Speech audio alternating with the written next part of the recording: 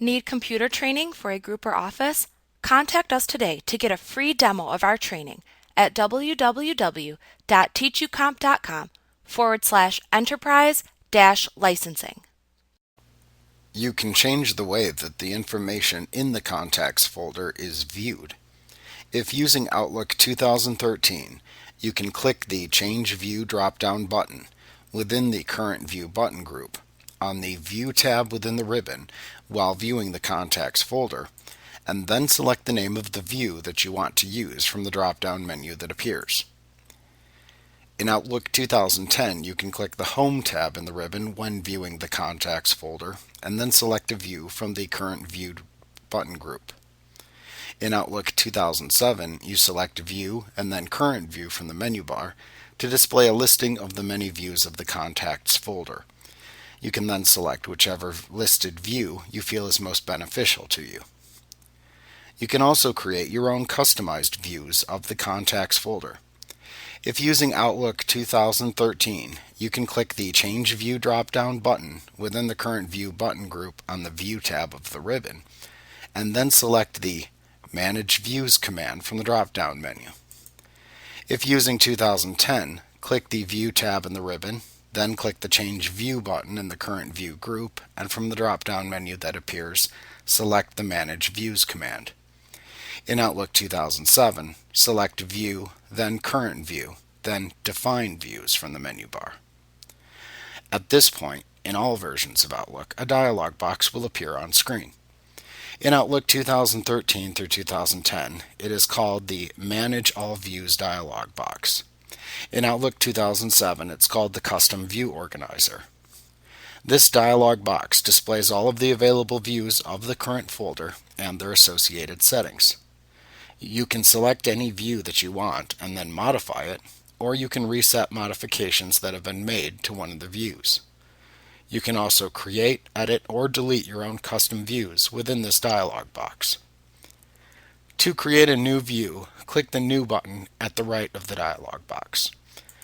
That will open the Create a New View dialog box, and here you can type a name for the new view into the Name of New View text box.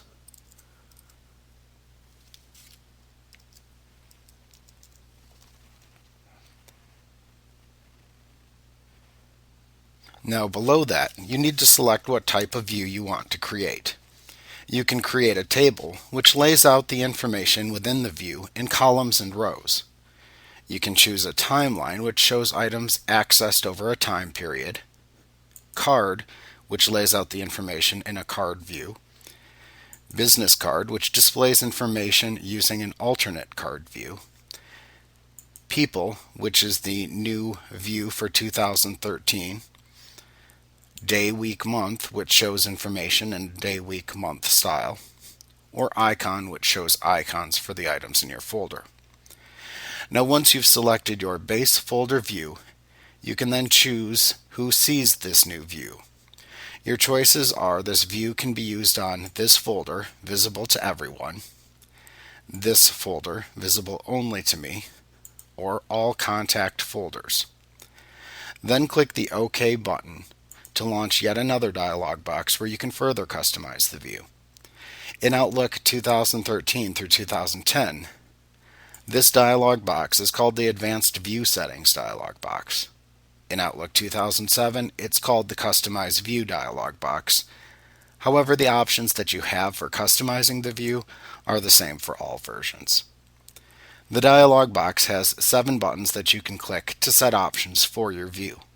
Based on your selected base view type, however, not all of the buttons will necessarily be available. Clicking the Columns button, which is called the Fields button in Outlook 2007, launches the Show Columns dialog box, which is called Show Fields in 2007. Here you use the drop-down in the upper left corner to choose the set of fields to display in the left list. To add an available field to your new view, select it within the left list, and then click the Add button to move it into the list to the right. You can then select that field in the list at right and reorganize its position by clicking the Move Up and Move Down buttons as needed until it's in the desired order. Then click the OK button when you're done adding and organizing fields. Clicking the Group By button launches the Group By dialog box. Here you can use the drop-down that appears under Group Items By to select a field by which to group the items in your view. Note that this is only usually used for the table style view, as it will group the same values in the selected field or fields into expandable and collapsible groups within your table view. You can select up to 4 fields by which to group.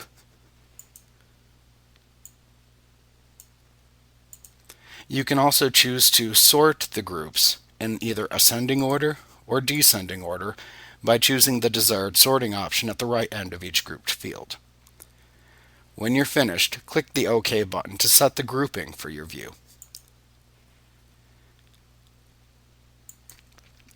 Clicking the Sort button launches the Sort dialog box. Here you can use the drop-down available under the Sort Items By and Then By sections to indicate by which field or fields you want to sort the view. You can sort by up to 4 fields, and they can be sorted in either ascending order or descending order by selecting the desired option at the right end of each field. When you're done here, you can click the OK button to set sorting for your new view.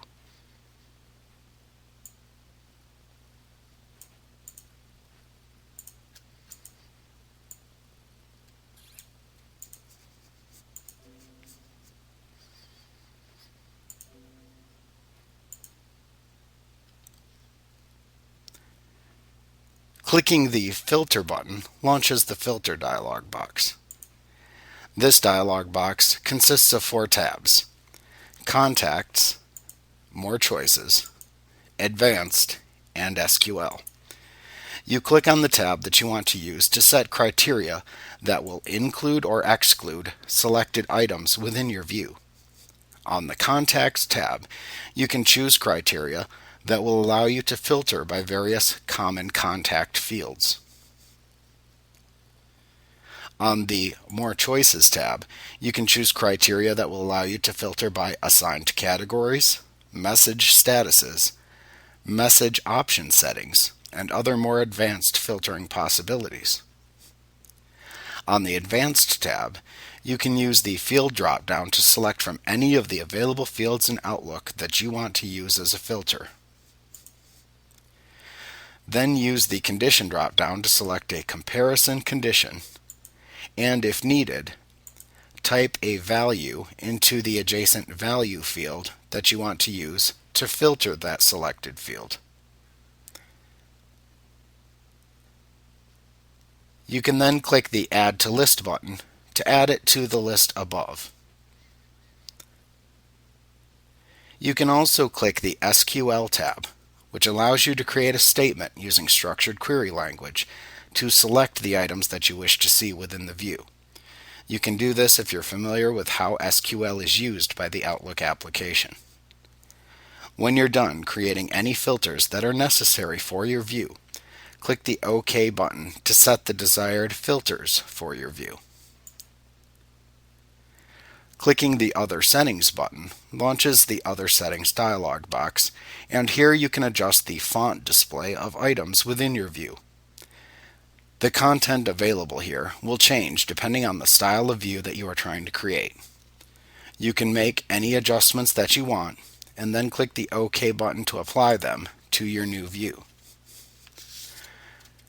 Clicking the Conditional Formatting button, called Automatic Formatting in Outlook 2007, launches the Conditional Formatting dialog box, also called Automatic Formatting in 2007. In this dialog box, you can create rules that apply a selected formatting to items that match a given criteria. There are some rules already in place in this dialog box, and you can add more. To add a new rule, click the Add button at the right side of this dialog box. It will add a new rule to the list. You can type a name for the rule into the name text box.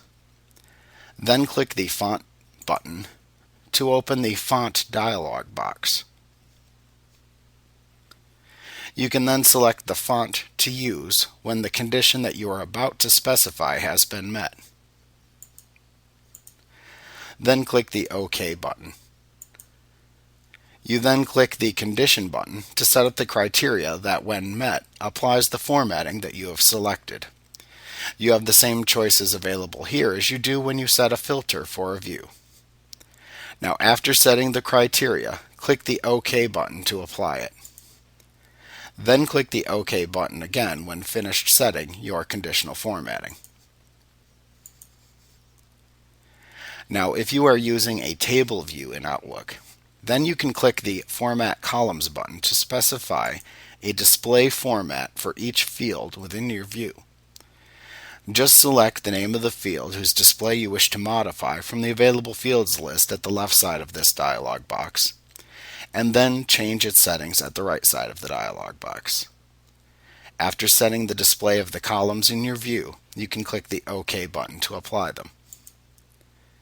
When you are satisfied with all of your view's settings, click OK within the Advanced View Settings dialog box, called Customize View in 2007, to return to the Manage All Views dialog box, called Custom View Organizer in 2007.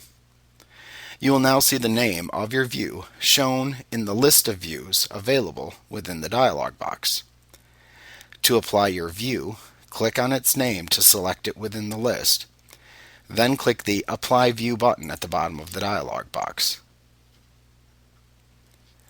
Another way to apply a view is to simply select the name of the custom view that appears when you click the Change View button within the Current View button group on the View tab of the ribbon if you're using Outlook 2013. You can also select the name of the view from the Current View button group on the Home tab of the ribbon in Outlook 2010. It will also appear in the side menu that is shown when you select View and then roll over the Current View command within the menu bar in Outlook 2007. Note that if you want to modify a view that you have created, you can select the name of the view from the listing shown in the Advanced View Settings dialog box, called the Custom View dialog box in 2007, and then click the Modify button that appears at the right side of the dialog box.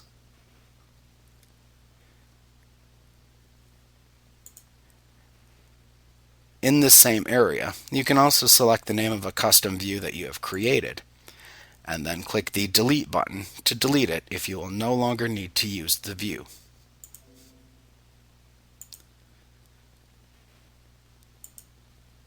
Now, when you have finished using the Advanced View Settings dialog box, called the Customize View dialog box in 2007, simply click the Close button at the bottom of the dialog box to return to the Contacts folder view.